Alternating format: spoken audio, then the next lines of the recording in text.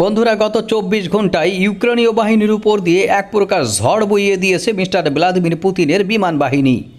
কে বলে রাশিয়ার বিমান বাহিনী তেমন একটা কার্যকর নয়? তার বাইরে তাদের যে গ্রাত এমএলআর সিস্টেম থেকে শুরু করে ল্যান্ডসেট আত্মঘাতী ড্রোন এবং তাদের আরও যে সকল কামান রয়েছে সেগুলো গর্জে উঠে একসাথে গত ২৪ ঘন্টায় মোটামুটি তাণ্ডব চালিয়েছে কুরস্ক রিজনে। এবং সেই ২৪ ঘন্টার যে আবহাওয়াটি এখানে ছিল সেটি আপনাদের সামনে একটু তুলে ধরার চেষ্টা করব। আশা করি শেষ পর্যন্ত আমাদের সাথে থাকবেন। প্রতিনিয়কার আপডেটের মতো আজও আপনাদের সাথে আছি। আশা করি শেষ পর্যন্ত আমাদের সাথে থাকবেন, অবশ্যই ভিডিওটি না টেনে। গত ২৪ ঘন্টায় আপনার কিয়েভ থেকে শুরু করে অন্যান্য যে সকল অঞ্চলে রাশিয়ান বাহিনী প্রচণ্ড আঘাতের মাধ্যমে একেবারে তুলোধনা করে দিয়েছে তার একটি স্পষ্ট এবং ক্লারিফাইড বর্ণনা আপনাদের সামনে তুলে ধরার চেষ্টা করব। আশা করি আপনারা বিষয়গুলো সুস্পষ্টভাবে জানতে পারবেন। বন্ধুরা, এখন কুরস্ক রিজনে আর তেমন একটা আঘাতে পারছে না ইউক্রেনীয় বাহিনী। সেখানে গত ২৪ ঘন্টায় আরও ৬০ জনের মতো সাধারণ সৈন্য হারিয়েছে তারা। রাশিয়ার পক্ষ থেকে বলা হয়েছে কয়েকটি দল আর্টিলারি সাপোর্ট নিয়ে তারা রাশিয়ার মূল ভূখণ্ডে আরও অগ্রসর হওয়ার চেষ্টা করলে সেগুলোকে ডেস্ট্রয় করে দেওয়া হয়।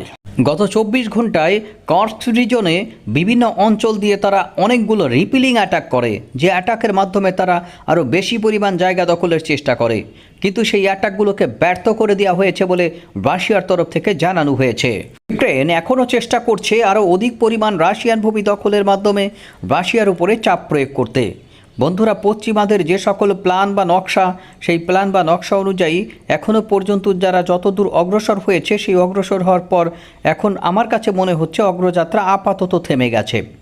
কারণ রাশিয়ার ভিতরে যত ঢুকবে তত তাদের শঙ্কার মাত্রা আরও বাড়বে, তত ঝুঁকি বাড়বে। অন্য একটি দেশের পেটের ভিতরে আপনি যত বেশি ঢুকবেন, আপনার যদি সেই ধরনের প্রতিরক্ষা প্রস্তুতি না থাকে তাহলে আপনাকে জীবন হাতে নিয়ে তার অভ্যন্তরে প্রবেশ করতে হবে। আর এটি একেবারে খুব ভালোভাবে বুঝতে পেরেছে রাশিয়া। পূর্বেই বলেছিলাম মিস্টার ভ্লাদিমির পুতিন একটা ফাঁদ পাচ্ছেন, আর এই ট্র্যাপে সম্ভবত ইউক্রেনীয় বাহিনী এবং মিস্টার ভলোদিমির জেলেনস্কি পা দিচ্ছেন।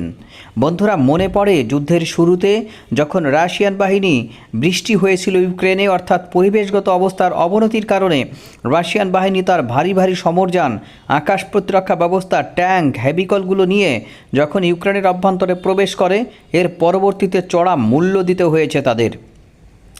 আমেরিকার জ্যাভলিন অ্যান্টিট্যাঙ্ক মিসাইলের আঘাতে হাঁস শিকারের মতো শিকার করেছিল রাশিয়ান বাহিনীকে ইউক্রেনীয় বাহিনী। এক প্রকার সেখানকার পরাজয় নিয়ে তাদের ফিরতে হয়েছিল রাশিয়ান বাহিনীকে। অর্থাৎ তারা যে পরিমাণ ক্ষয়ক্ষতির শিকার হয়েছিল এটি ছিল অবর্ণনীয়। সেখান থেকে ইউক্রেন প্রচণ্ড মাত্রায় ঘুরে দাঁড়িয়ে খার্কিভ সহ অন্যান্য প্রায় 50% এলাকা, অর্থাৎ রাশিয়ার দখলকৃত অর্ধেক এলাকা তারা দখলমুক্ত করে ফেলে। সেই সময়ে রাশিয়া যে পরিমাণ ক্ষয়ক্ষতির শিকার হয়েছিল, তারা যে পরিমাণ ইকুইপমেন্ট হারিয়েছিল, যে পরিমাণ সৈন্য হারিয়েছিল, সেটি কখনোই তারা পূরণ করতে পারেনি। অবর্ণনীয় এই সৈন্য এবং ইকুইপমেন্ট হারানোর পর তারা যুদ্ধক্ষেত্রের পলিসিতে পরিবর্তন আনে। আর মূল পলিসি হচ্ছে আগে নিজেদের ইকুইপমেন্ট এবং সৈন্যদের জীবন বাঁচাও, তারপরে তুমি যুদ্ধে যাও। অর্থাৎ নিরাপদ দূরত্ব থেকে শত্রুকে যত বেশি আঘাত করতে পারো তাতে তোমার ক্ষতি কম হবে, শত্রুর টার্গেটে রূপান্তরিত হবে এবং শত্রু পতিত হবে। তুমি যদি নিরাপদ দূরত্বে থাকো, আজ অথবা কাল তুমি যুদ্ধ করার সুযোগ পাবে।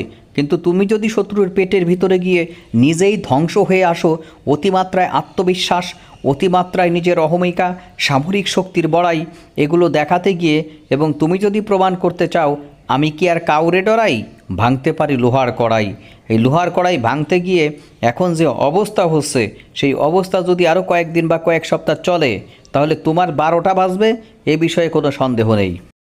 রাশিয়ান আঘাত এতদিন শুধুমাত্র পূর্বাঞ্চলেই সীমাবদ্ধ ছিল। অর্থাৎ পূর্ব ফ্রন্টে রাশিয়া প্রচণ্ড রকমের হামলার মাধ্যমে তারা লুহানস্ক এবং দোনেৎস্ক টার্গেটকে ফিট করেছিল। তারা কখনোই ভাবেনি যে এই কুরস্ক অঞ্চলে তাদের যুদ্ধ করা লাগবে। এটি ছিল তাদের একটি অপ্রস্তুত ভাবনা। কিন্তু যখন এখানে হানা হলো, তারা ভাবতে ভাবতে 1200 কিলোমিটার দখল করে নিয়ে গেল ইউক্রেন। ইউক্রেন গতকাল থেকে টের পাওয়া শুরু করেছে দখল করা যত সহজ, ধরে রাখা তার চেয়ে তত বড় কঠিন। সুতরাং শুধুমাত্র দখল করলেই হবে না, ধরে রাখতে হবে। যদি আমরা সম্মুখ সমরে বা পেটের ভিতরে ঢুকি, হজম হয়ে যাওয়ার সম্ভাবনা আছে। অর্থাৎ রাশিয়ার যত পেটের ভিতরে ঢোকা হবে, হজম হয়ে যাওয়ার সম্ভাবনা তত বেশি বাড়বে। এটি একে অপরের সমানুপাতিক বলতে পারেন। হ্যাঁ, আপনাদের সামনে তো একটু প্রমাণ দিতে হয়। রাশিয়া এতদিন শুধুমাত্র ইস্টার্ন অবস্থানে আঘাত এনেছে, এবার গাফান শুরু করেছে পশ্চিম অবস্থানে। বন্ধুরা, কুর্স্কের গতকালের একটু সংবাদ আপনাদের জানিয়ে রাখি, খুব ভালোভাবে ব্যাপারটা বুঝতে পারবেন। গতকাল পর্যন্ত অর্থাৎ একদিনে তারা 60 জন ট্রুপস হারিয়েছে, প্রচুর পরিমাণে তাদের ভেহিকল হারিয়েছে এবং সর্বশেষ তারা আরও আঘাত এনেছে 4 থেকে 5টি অঞ্চলে, যেখানে আর্মেড ফাইটিং ভেহিকল থেকে শুরু করে 6টা মোটর ভেহিকল ধ্বংস হয়ে গেছে, 2টা ট্যাঙ্ক ধ্বংস করেছে কালকে তারা। রাশিয়ার ফোর্সেস কন্টিনিউ আপনার রিকগনাইজিং, অপারেটিং এবং লোকেটিং করছে ইউক্রেনীয় বাহিনী এই কুর্স্কের আর কোন কোন জায়গায় রয়েছে, সেখানে সেখানে তারা এখন সাবজেক্টরি একটা একটা করে ফেলবে এবং কয়েকটি সাবোটাসমূলক হামলা গতকাল রুখে দেওয়া হয়েছে বলে তাদের তরফ থেকে জানানো হয়েছে। রাশিয়া আরও বলেছে কয়েকটি গ্রুপ একেবারে নিয়মিতভাবে রাশিয়ান টেরিটরিতে আবার হানা দেওয়ার চেষ্টা করেছিল, সেটি হয়তো বেলগোরদ বা অন্য কোনো সীমান্তবর্তী অবস্থানে হতে পারে, সেগুলোকে একেবারে স্টপড করে দেওয়া হয়েছে। এর মাধ্যমে যে বিষয়টি বা যে কৌশলটি আবার সামনে আসছে সেটি আপনাদের সাথে একটু শেয়ার করি। ইউক্রেন এই কুর্স্কের পাশাপাশি আরও কয়েকটি ফ্রন্ট খুলতে যাচ্ছে, যেখানে রাশিয়ার সীমান্ত বাহিনীর দুর্বলতা আছে, সেই সকল সীমান্ত দুর্বলতাকে ভেঙে, অর্থাৎ রাশিয়া দোনেক্স এবং লোহানক্স দিয়ে আসতেছে আসুক, ওরা এমন জায়গায় আক্রমণ করবে এবং এমন জায়গায় আক্রমণের চেষ্টা করতেছে। কুর্স্কে যেমন 1200 কিলোমিটার দখল করছে, তারা আরও 2 থেকে 3টি ফ্রন্ট দখল করবে, অর্থাৎ সীমান্তবর্তী অঞ্চল থেকে তারা রাশিয়ার অভ্যন্তরে বা ভিতরে ঢুকবে। রাশিয়া যেন আরও একটি হস্তক্ষিত হয়ে পড়ে, কিন্তু কয়েকটি অ্যাটেম্প্ট এই পর্যন্ত তারা নিয়েছে। 6 আগস্টের পর একমাত্র কুর্স্ক ছাড়া বেলগোরদে তারা এই অবস্থানটা নিয়েছিল, কিন্তু বেলগোরদে তাদের যে ইউনিটটি পাঠানো হয়েছিল পুরোটা ডিস্ট্রয় করে দিয়েছে রাশিয়ান বাহিনী। তাদের যুদ্ধবিমান, কামান এবং আত্মঘাতী ড্রোনের মাধ্যমে যে ইউনিটটি বা যে ব্রিগেডটি এখানে পাঠানো হয়েছিল বেলগোরদ ইনভ্যাশনের জন্য বা ইনকারশনের জন্য, সেটি তো সামনে আগাতে পারেনি। সীমান্তবর্তী অবস্থান থেকে তার অধিকাংশই শেষ হয়ে গেছে এবং আরও বিভিন্ন অবস্থানে এই অঞ্চলগুলোর নাম অবশ্য উল্লেখ করা হয়নি।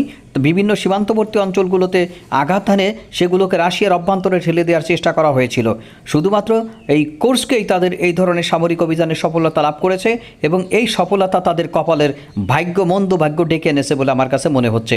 কারণ এখন যে কাহিনী শুরু হয়েছে এখানে তারা কতদিন টিকতে পারবে সেটি নিয়ে যথেষ্ট সন্দেহের অবকাশ রয়েছে। প্রতিদিন তাদের যে ক্ষয়ক্ষতি হচ্ছে, এমন ক্ষয়ক্ষতি নিয়ে কোথাও স্টে করা সম্ভব না।